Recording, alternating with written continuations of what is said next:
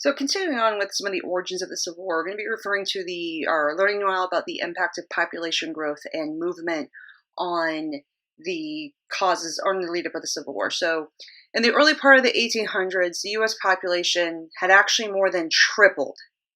So that's quite a substantial growth. And in fact, part of that growth was actually because of immigration from Europe. In the 1850s, more than 2 million people came to the United States from Europe.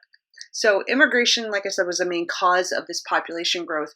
Western Europe, especially these immigrants, especially came from Western Europe and went into the Free States. They didn't go into the South; they went into the Free States. The Free States had manufacturing, so by having manufacturing, they had jobs. And remember, the Southern economy is based on slave labor, which means unless you were coming up to try to be a farmer, you pretty much had no opportunity to get a job within the Southern states. So with Western European immigration occurring, the Northern population grew at a significantly faster rate than Southern population.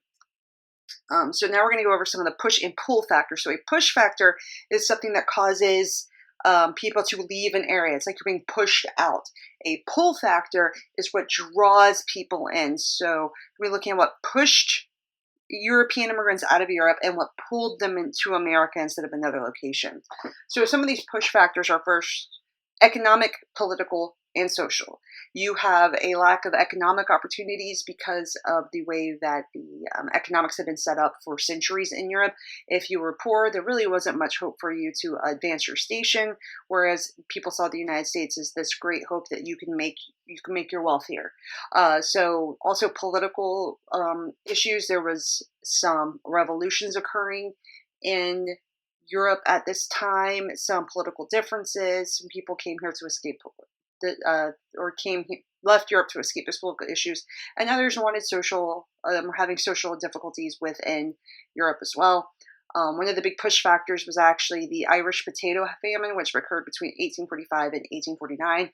This was a catastrophic, and I mean catastrophic, like the crops completely failed there, and this was the main food staple for Irish people. So the Brits or the English were actually making the situation a whole lot worse for the Irish. So a lot of them, the ones that could, got on boats and came to America to escape the Irish potato famine.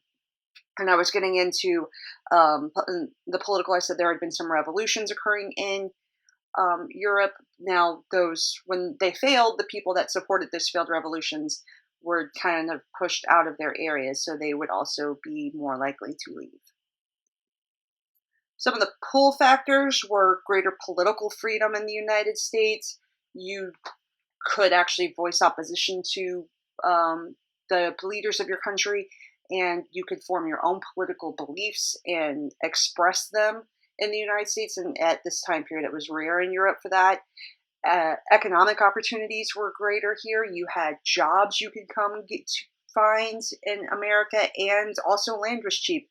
So with westward expansion, if you could theoretically come to the United States with very little money and hope to maybe get land out west that you could call your own. And for a lot of these people, this was the first time maybe anybody in their family history had ever actually owned their own land. So that was a big pull for a lot of people.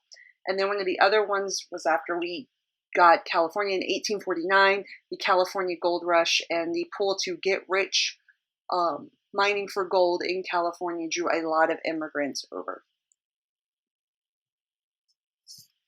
So as a result of this population growth and movement, a new movement called Nativism really got popular in the United States at this time. So these were people, they called themselves people who were for Native Americans. And when we say Native Americans, we're not referring to the actual other word for it being Indians.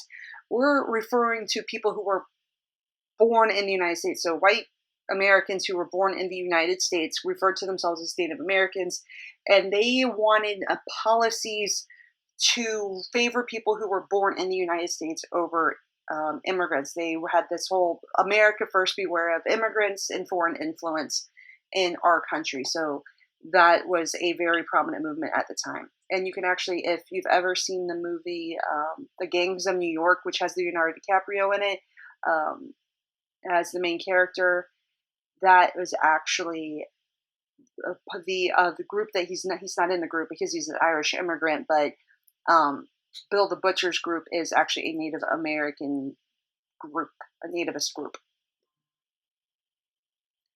So people, with this population growth, people began moving west of the Appalachian Mountains for the first time. That would be the big mountain range on the East Coast. Southern slave owners wanted to move west because there were new fertile lands there.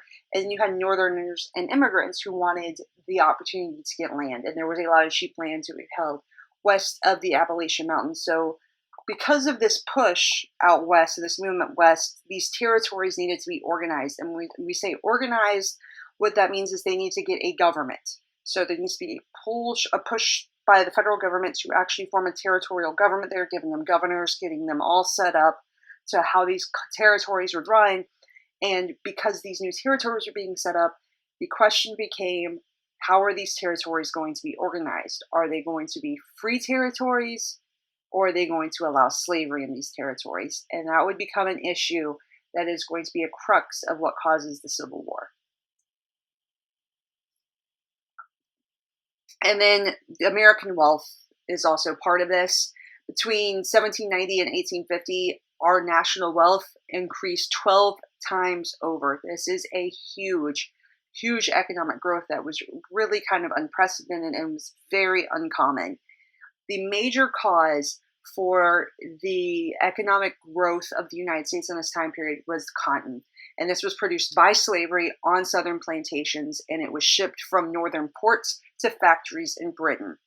So everybody in the United States, or each region in the United States, kind of had their hands on this. The ship to factories in Britain is actually going to become quite important when we get to the actual Civil War. So don't forget that Britain was the main purchaser of southern cotton.